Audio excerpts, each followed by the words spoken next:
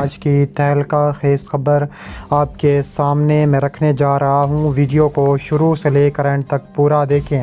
ناظرین گرامی، بڑی بریکنگ نیوز کے مطابق پیوٹن کا یوکرین پر ایٹمی حملہ، عالمی جنگ کا الارم بجنے والا ہے۔ روس یوکرین جنگ پھیلنے لگی، امریکہ نیٹو کے F-16 میدان میں آ گئے۔ ویڈیو کی تفصیلات میں آگے بڑھنے سے پہلے ہماری ویڈیو کو لائک کر دیں، چینل کو سبسکرائب کر کے بیل آئیکن پر ضرور کلک کر دیں۔ ناظرین گرامی، تہلکہ خیز خبر آپ کے سامنے میں رکھنے جا رہا ہوں کہ پیوٹن کا یوکرین پر ایٹمی حملے کا اعلان سامنے آ چکا ہے۔ عالمی جنگ کا الارم بجنے لگا ہے، یوکرین تھر تھر کانپنے لگا ہے۔ روس یوکرین جنگ پھیلنے لگی ہے، امریکہ نیٹو کے F-16 میدان میں آ چکے ہیں۔ تفصیلات کے مطابق اگر دیکھا جائے تو روس اور یوکرین اس وقت جنگ میں آمنے سامنے ہیں۔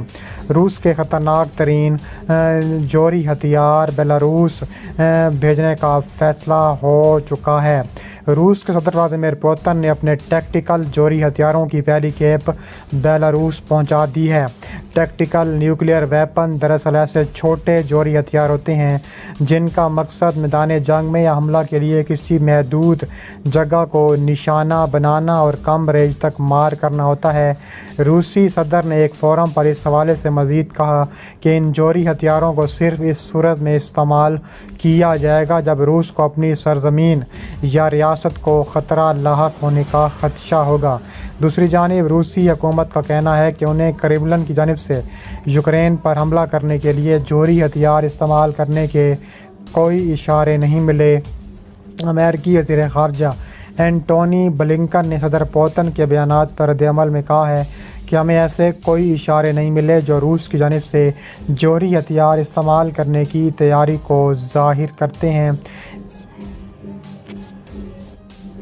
اس کے علاوہ بیلاروس نے روس کا ایک اہم اتحادی ہونے کے باعث گزشتہ سال صدر پوتن کی جانب سے یوکرین پر بھرپور حملے کے لیے مکمل معاونت فراہم کی تھی۔ صدر پوتن کے مطابق ٹیکٹیکل جوہری ہتھیاروں کی منتقلی کا کام موسم گرما کے آخر تک مکمل ہو جائے گا۔ سینٹ پیٹرز برگ انٹرنیشنل اکنامک فورم میں اپنے خطاب کے بعد پوچھے گئے سوالات کا جوابات دیتے ہوئے پوتن نے کہا ہے کہ ان کا یہ اقدام کسی کو بھی روس پر اسٹریٹجک شکست سے دوچار کرنے کی سوچ کو لگام دینے کے لیے ہے۔ صدر پوتن کے مطابق ٹیکٹیکل جوہری ہتھیاروں کی منتقلی کا کام موسم گرما کے آخر تک مکمل ہو جائے گا۔ سینٹ پیٹر برگ انٹرنیشنل کے اکنامک فورم میں اپنے خطاب کے بعد پوچھے گئے سوالات کا جوابات دیتے ہوئے پوتن نے کہا ہے کہ ان کا یہ اقدام کسی کو بھی روس پر اسٹریٹجک شکست سے دوچار کرنے کی سوچ کو لگام دینے کے لیے ہے۔ جب فورم کے منتظمین سے ان ہتھیاروں کے استعمال کے امکان کے بارے میں پوچھا گیا تو ان کا کہنا تھا کہ ہم پوری دنیا کو کیوں دھمکائیں گے، ہم پہلے ہی واضح کر چکے ہیں کہ روسی ریاست کو خطرہ ہونے کی صورت میں انتہائی اقدامات اٹھائے جا سکتے ہیں۔ ٹیکٹیکل نیوکلیئر ویپن دراصل ایسے چھوٹے جوہری ہتھیار ہوتے ہیں جن کا مقصد میدان جنگ میں یا حملے کے لیے کسی محدود جگہ کو نشانہ بنانے کے لیے استعمال کیا جاتا ہے۔ یہ جوہری ہتھیار ایک مخصوص علاقے میں دشمن کے اہداف کو تباہ کرنے کے لیے ڈیزائن کیے جاتے ہیں۔ ان کی تابکاری کے تباہ کن اثرات وسیع پیمانے پر نہیں پھیلتے۔ ان میں سب سے چھوٹے ٹیکٹیکل جوہری ہتھیار 1 کلو ٹن یا اس سے کم ہو سکتے ہیں جو 1000 ٹن دھماکہ خیز مواد کی صلاحیت رکھتے ہیں، جبکہ سب سے بڑے ٹیکٹیکل جوہری ہتھیار 100 ٹن تک بڑے ہو سکتے ہیں۔ اس کا موازنہ اگر 1945 کی جانب سے ہیروشیما پر گرائے ایٹم بم سے کیا جائے تو اس کا وزن 15 کلو ٹن تھا۔ سینٹ پیٹرز برگ میں روسی قیادت کی افریقی رہنماؤں کے ساتھ قیام امن کے اقدام کے سلسلے میں ملاقات بھی متوقع ہے۔ اس کے علاوہ مزید کہا جا رہا ہے کہ روس کا امریکہ کے ساتھ ایٹمی ہتھیاروں کا معاہدہ معطل کرنے کا اعلان سامنے آیا ہے۔ صدر ولادیمیر پوتن نے کہا ہے کہ نیو سٹارٹ معاہدہ معطل کر رہے ہیں۔ امریکہ کی روس کے خلاف جارحانہ سرگرمیوں کی وجہ سے فیصلہ کرنا پڑا۔ پارلیمنٹ سے خطاب میں روس کے صدر نے کہا ہے کہ روسی کمپنی روزاٹام ایٹمی تجربات کے لیے اپنی تیاری جاری رکھے۔ واضح ہے کہ نیو سٹارٹ معاہدہ روس امریکہ کے جوہری ہتھیاروں کی تعداد محدود کرتا ہے۔ دوسری جانب امریکی وزیر خارجہ اینٹونی بلنکن نے روسی صدر کے اعلان کی مذمت کرتے ہوئے کہا ہے کہ روس نے ایٹمی ہتھیاروں کے کنٹرول کے بارے میں غیر ذمہ دارانہ فیصلہ کیا ہے۔ انہوں نے کہا ہے کہ روس کا نیو سٹارٹ معاہدہ شرکت کو معطل کرنا افسوسناک ہے اور ہم غور سے دیکھ رہے ہیں کہ روس کیا کرنا چاہتا ہے۔ دنیا توقع کرتی ہے کہ دو بڑی ایٹمی طاقتیں ذمہ داری سے کام کریں گی۔ اینٹونی بلنکن نے مزید کہا کہ ایران کو ایٹمی ہتھیار حاصل نہیں کرنے دیں گے۔ امریکہ اور اسرائیل مل کر ایران کو روکنے کے لیے پرعزم ہے۔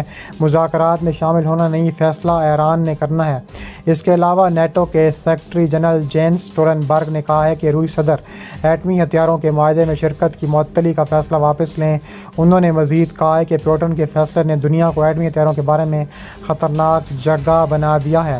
روس کی دنیا کی سب سے بڑی ایٹمی طاقت روس کے صدر ولادیمیر پوتن کی جانب سے متعدد بار مغرب کو خبردار کیا گیا ہے کہ جارحیت کی صورت میں روس جوہری ہتھیاروں سے بھی جواب دے سکتا ہے۔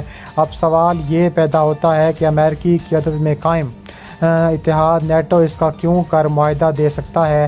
اس کے علاوہ کہا جا رہا ہے کہ روئٹرز کے تجزیے کے مطابق اس انتہائی نوعیت کے فیصلے کا انحصار اس بات پر ہے کہ ولادیمیر پوتن نے روس اور اپنے اقتدار کے لیے کس حد تک خطرہ محسوس کرتے ہیں۔ اس کے علاوہ پوتن یوکرین کی جنگ کو روس اور مغرب کے درمیان بقا کی جنگ کے طور پر پیش کرتے ہیں۔ ان کے بقول مغربی قوتیں روس کو تباہ اور اس کے وسیع قدرتی وسائل پر قبضہ کرنا چاہتی ہیں۔ پوتن مغرب کو خبردار کر چکے ہیں کہ جب وہ کہتے ہیں کہ روس کے دفاع کے لیے جوہری ہتھیار استعمال کرنے کے لیے تیار ہیں تو محض لفافی نہیں کر رہے ہوتے۔ کچھ تجزیہ کاروں کا کہنا ہے کہ پوتن صرف دھمکا رہے ہیں لیکن امریکہ پوتن کو سنجیدگی سے نہیں لے رہے۔ اس کے علاوہ مزید کہا جا رہا ہے کہ امریکہ کی جانب سے یوکرین کو چند ماہ کے اندر F-16 جنگی طیارے مل جائیں گے۔ امریکی وزیر خارجہ کا اعلان۔